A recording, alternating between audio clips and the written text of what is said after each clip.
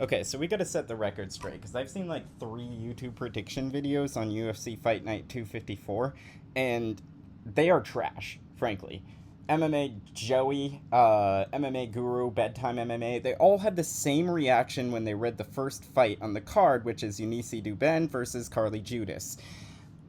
And how do you not see this is a fucking banger? Do you not watch the Contenders series?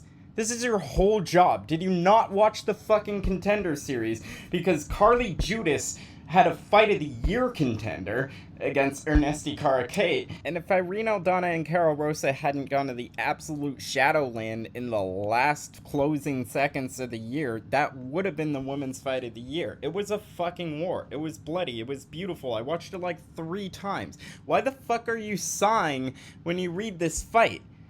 Did you see the other woman? She knocked out Shannon Clark. Shannon Clark is still an LFA champion. She just went another 5 rounds to retain her title. And Eunice knocked her out in a fucking minute. Cold. Flatlined. No question. But MMA Joey is out here picking her to win by decision? What about that fight made you think that she's a decision queen? Eunice has never even gone to decision. She's 6-0. 5 knockouts, 1 submission. Do your fucking job, Joey. Now, in the interest of being fair to these professional UFC fans who can't bring themselves to watch the fucking Contender series for some reason, this is not a very high level of MMA for the UFC.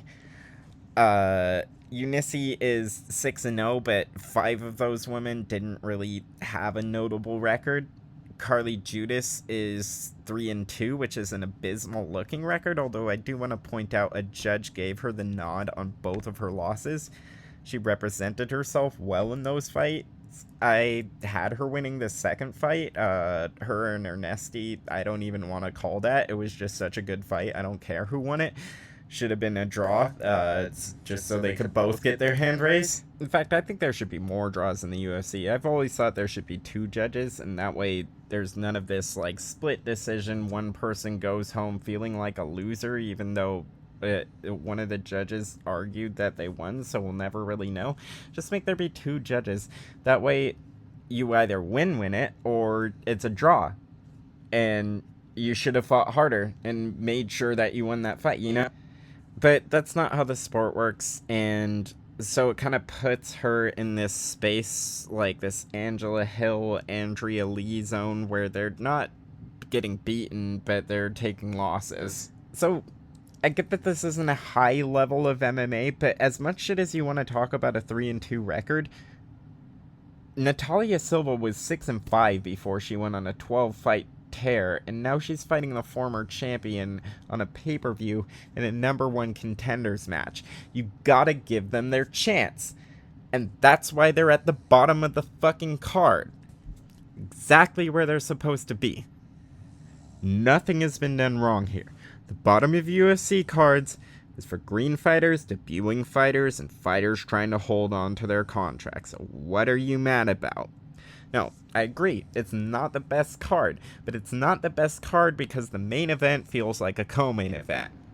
If Gene Silva was beating Bryce Mitchell to a pulp at the top of the card, none of us would be complaining, except for maybe neo-Nazis and flat earthers. But stop taking your frustrations about the main event out on the women on the undercard.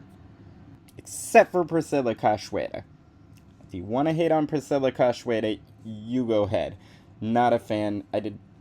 If for those of you who don't remember, Priscilla Cachoeira eye gouged Jillian Robinson because Jillian Robinson had her in a rear naked.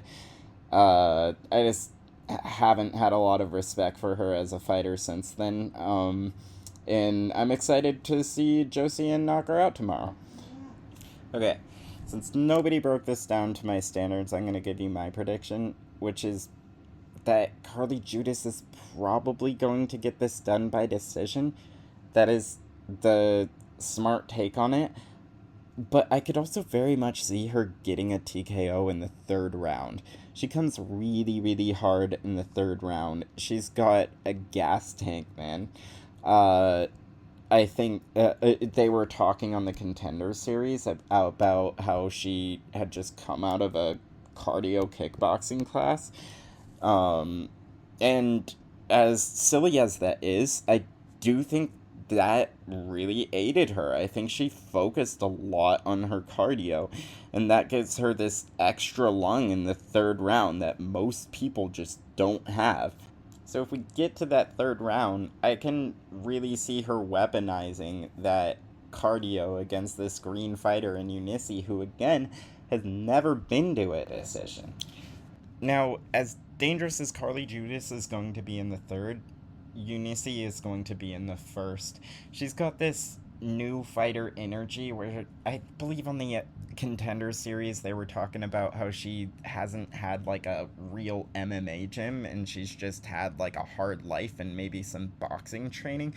So no one's told her that you don't just throw wild haymakers on Shannon Clark.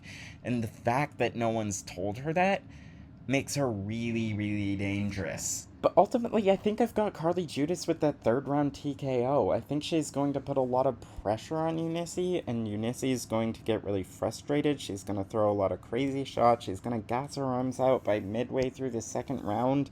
And then Carly Judas is going to come like a bat out of hell for that third round, like she did against Erneste. Carly Judas has 100% of her victories by TKO, and after being on the bad end of a split decision twice, I think she's probably going to come out looking for something like that. Or maybe she'll just win the first two rounds and then take the third round a little safe because she already has it in the bag. I don't know. Whatever you do, just don't listen to MMA Joey and go put your money on Eunice by decision because that's not going to happen.